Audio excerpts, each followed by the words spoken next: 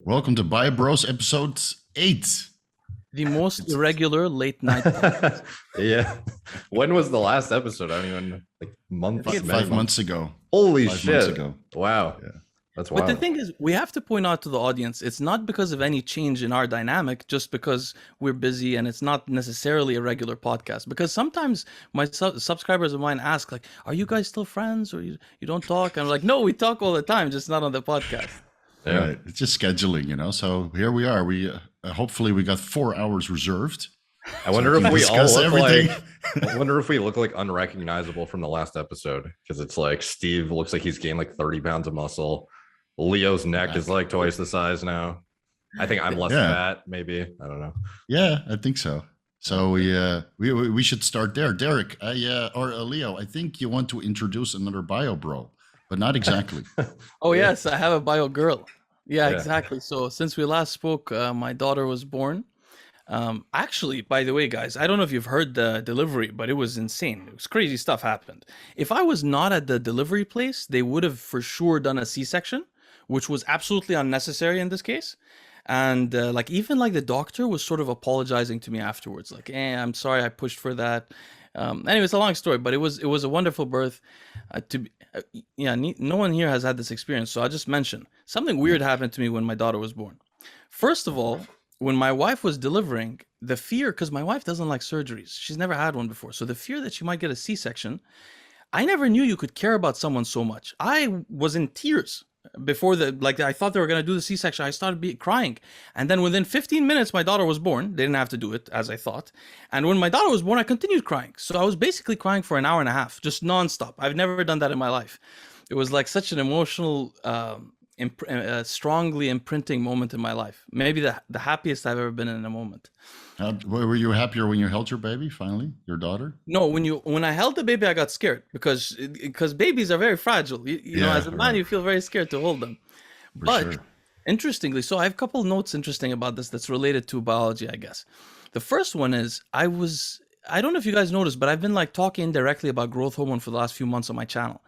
The main reason isn't for bodybuilding, but I wanted to understand how children grow. What are the biological determinants of it?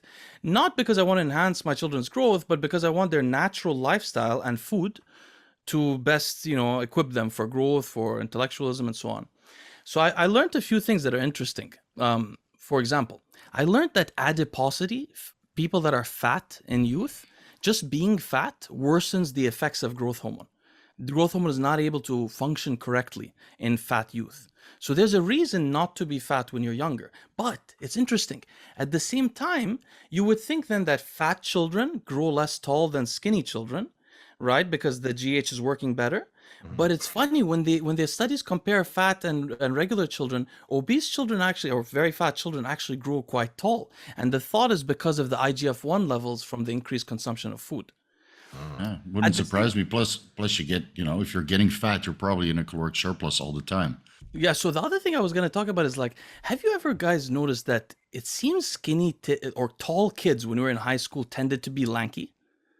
Yeah. Yeah, I noticed Yeah. that too. And I started wondering what the reason was. So if you're skinnier, you have probably higher ghrelin levels.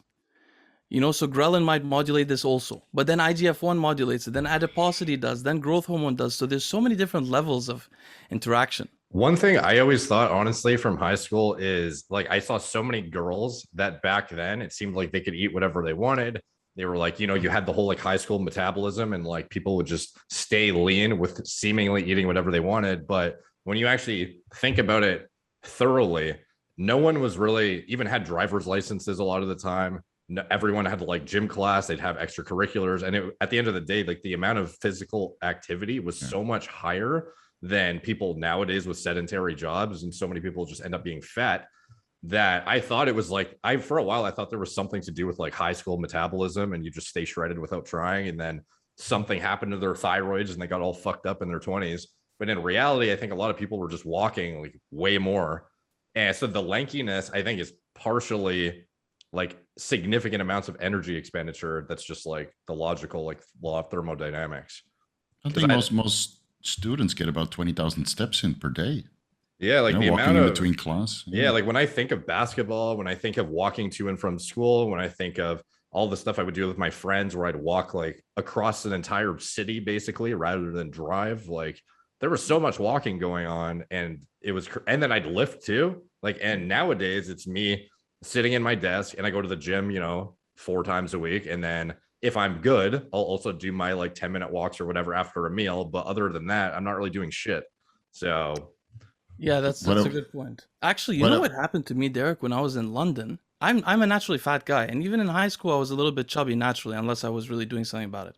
But when I lived in London, because the city is so small and you don't really take public transport much or drive much, I walked so much that for the first time in my life, I could barely keep fat on.